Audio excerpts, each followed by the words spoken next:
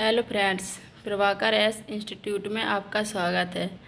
आज हम इतिहास से संबंधित कुछ प्रश्नों पर चर्चा करेंगे जो आने वाली परीक्षा पैट के लिए बहुत ही महत्वपूर्ण है। तो प्रश्न नंबर 1 है, हड़प्पा सभ्यता के एक हिस्से लोथल की खोज किसने की थी? ऑप्शन नंबर ए है दयाराम साहनी ने, बी है राखलदास बनर्जी ने, सी है एस.आर. राव ने, डी है आर.एस. बिष्ट ने। तो इसका ऑप्शन नंबर सी सही है। अहमदाबाद जिले में भोगवा नदी के तट पर एक शहर स्थित है लोथल, जिसकी खोज एस.आर. राव ने की थी। नेक्स्ट है, हड़प्पा काल का इनमें से कौन सा नगर 3 भागों में विभाजित था? ए लोथल, बी मोहनजोदड़ो, सी कालीबंगा, डी धौलावीरा।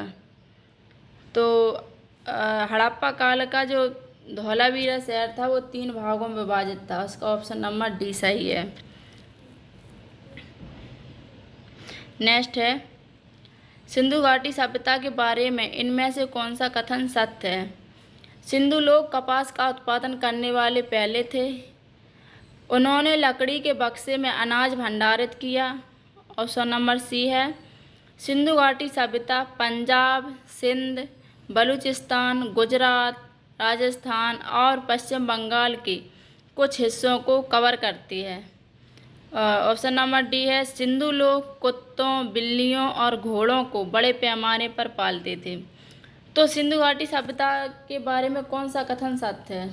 तो इसका ऑप्शन नंबर ए सही है। सिंधु लोग थे जो कपास का उत्पादन करने वाले पहले थे, और यहाँ के लोग गेहूँ, जौ, ज्वार, बाजरा, चावल की खेती भी करते थे। नेक्स्ट है, मोहनजोदड़ो शब्द का अर्थ क्या है?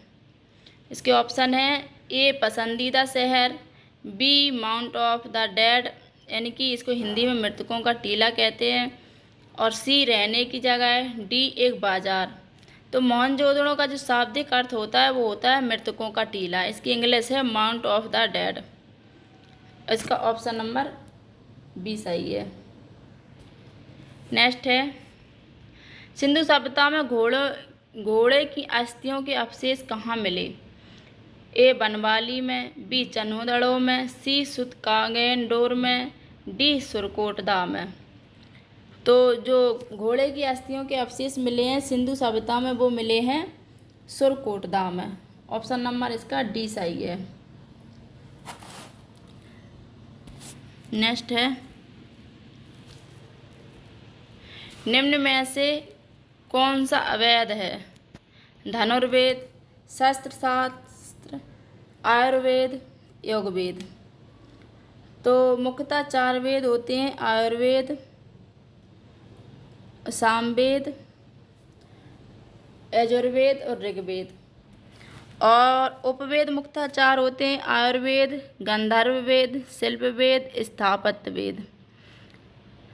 तो इसका ऑप्शन नंबर डी सही है, योगवेद। जो अवैध वेद है वो योगवेद है।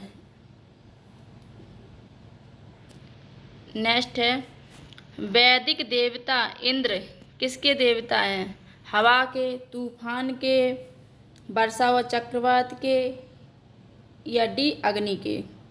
जो इंद्र देवता हैं उसे हम लोग वर्षा व चक्रवात के देवता के नाम से जानते हैं।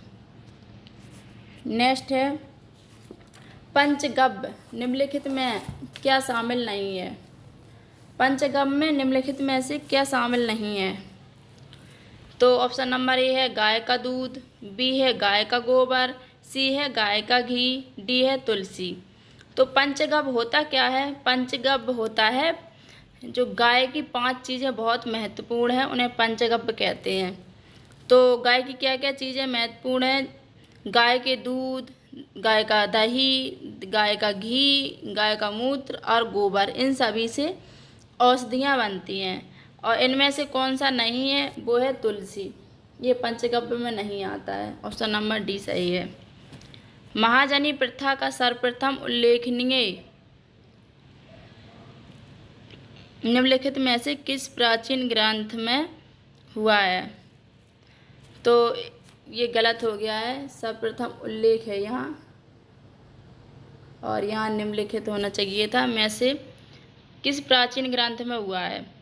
तो ऑप्शन नंबर ए है रामायण, बी है महाभारत, सी है शतपथ ब्राह्मण, डी है उपनिषद। तो महाजनी प्रथा का सर्वप्रथम उल्लेख शतपथ ब्राह्मण ग्रंथ में हुआ है। इसमें सूदखोर को कुशी दिन कहा गया है। इसका ऑप्शन नंबर सी सही है। नेक्स्ट है शतपथ ब्राह्मण और तैत्तिरीय ब्राह्मण और डैश के ब्राह्मण मूल पाठ हैं। तो डैश में क्या आएगा? किस वेद के ये मूल पाठ हैं?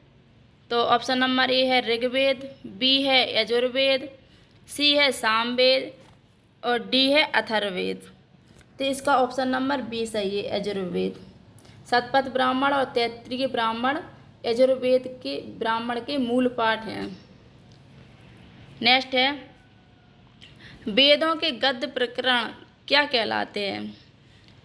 ए है उपनिषद, बी है संहिता, सी है ब्राह्मण, डी है आरण्यक। तो वेदों के जो गद्य प्रकरण हैं वो क्या कहलाते हैं? तो वो कहलाते हैं ब्राह्मण। इसका ऑप्शन नंबर सी सही है।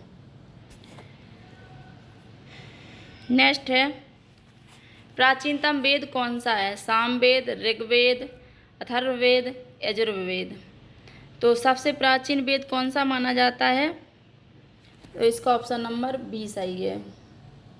ऋग्वेद को सबसे प्राचीन वेद माना जाता है और अन्य 3 वेद हैं यजुर्वेद, सामवेद और अथर्ववेद।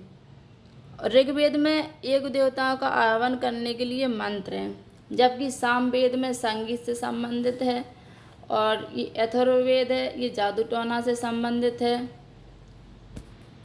नेक्स्ट है ऋग्वेद में निहित गायत्री मंत्र किस देवता को समर्पित है?